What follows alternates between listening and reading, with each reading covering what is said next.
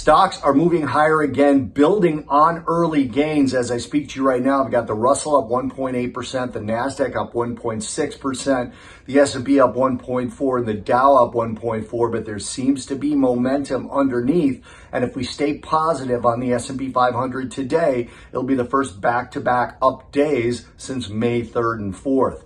GDP, the quarter-over-quarter second estimate for the U.S. economy was revised lower, came in at down 1.5. It was only expected to be down 1.3, so it's worse than expected.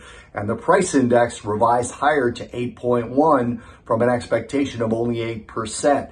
Yields in the U.S. are lower again. We see pending home sales worse than expected, but the yields continue to drop.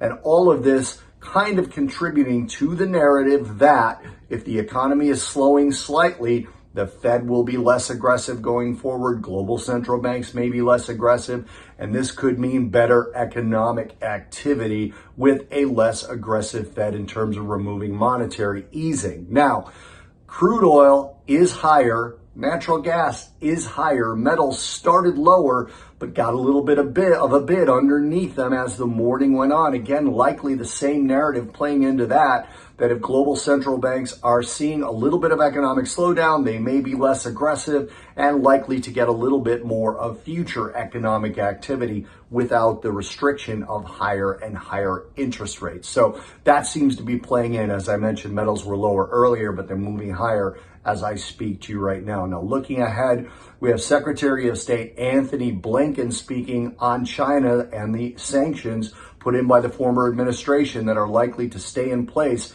if all the rhetoric that we're hearing now continues to be the policy. Also, we've got Fed Vice Chair Leo Brainerd speaking today. The Treasury's auctioning $42 billion of 7-year notes.